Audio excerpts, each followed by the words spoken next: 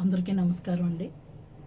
వైజాగ్‌లో ఆటో తోలుకుని కుటుంబాన్ని పోషించుకునే ఫ్యామిలీ ఉన్నది.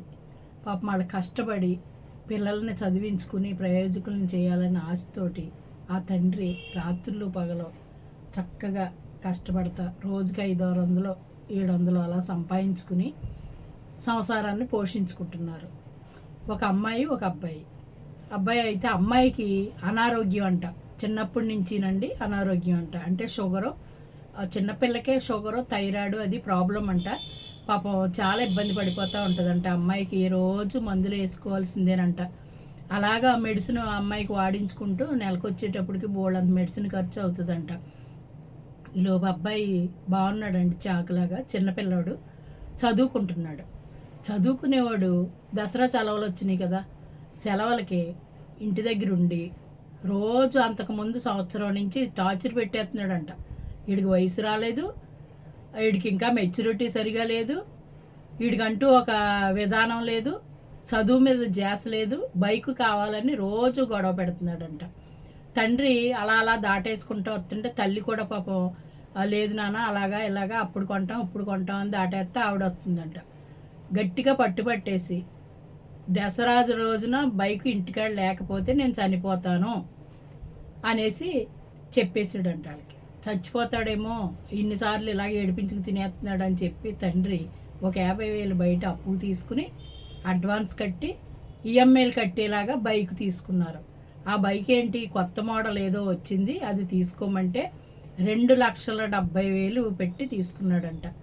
అతను ఈఎంఐలు కట్టుకోవాలి, ఈ పిల్లకి మందులు వేసుకోవాలి, సంసారాన్ని పోషించుకోవాలి. ఏడుతూ కొని పాపం కొడుకు కదా చచ్చిపోతాడేమో, ఒక్కగానో కొడుకు, పిల్ల చూస్తే ఆరోగ్యం బాగాలేదని చెప్పి ఆ భార్యాభర్తలు ఇద్దరు ఆలోచించుకుని గొడవ ఎందుకులే అనేసి కొడుకు కదా అని ఆశతోటి బాగుంటాడు అని కొనిచ్చారు. కొనిచ్చిన తర్వాత దసరా వెళ్ళి ఎన్ని రోజులు అవ్వలేదు కదండి. ఈ లోపు ఏం చేశాడంటే ఒక ఫ్రెండ్ వచ్చాడంట నిన్న ఎప్పుడో. వస్తే ఇద్దరు కలిసి బైక్ మీద బయటికి వెళ్ళారు. బయటికి వెళ్ళినోడు ఇంటికి రాలేదు. అక్కడ దాన్ని ఏమంటారు, హాస్పిటల్లో ఉంటుంది కదా కింగ్ జార్జ్ అంటారు, ఆ హాస్పిటల్లో పిల్లోడు ఉన్నాడంట. అంటే తండ్రి పాపం గబగబా పని ముగించి పరిగెట్టుకుని వెళ్ళిపోయి ఏంట్రా బాబు అనేసి చూస్తే ఆ అబ్బాయి జబ్బ జారిపోయి గట్టిగా దెబ్బ తగిలేసి ఎడమ వైపు మొత్తం లోపలికి ఇలా లొటకలాగా తెపాడా చుట్టపడినట్టు లోపలికి లొటక పడిపోయిందంట. అంటే శరీర అవయవాలు ఎముకలు ఇరిగిపోయి లోపలికి వెళ్ళిపోయినాయి అంట.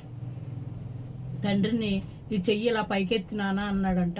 ఇలా పైకెత్తేటప్పటికి ఆ అబ్బాయికి బడుక్కుమని నోట్లోంచి రక్తం వచ్చేసి చనిపోయాడు. కూడా వెళ్ళిన కుర్రోడు ఉన్నాడు కదండి, కుర్రోడికి విపరీతమైన దెబ్బలు తగిలేసినాయి. మాట్లాడే స్థితిలో అబ్బాయి లేడు. 2,70,000 తల్లి తండ్రిని బాధ పెట్టి కొనిపించుకుని, దేనికోసం కొనిపించుకున్నట్టు? ఆ వయసుకి ఆ బైక్ అంత రేట్ అవసరమా? ఆ సంవత్సరానికి అంత ఖర్చు అవసరమా? వాళ్ళు ఎంత బాధపడుతున్నారో.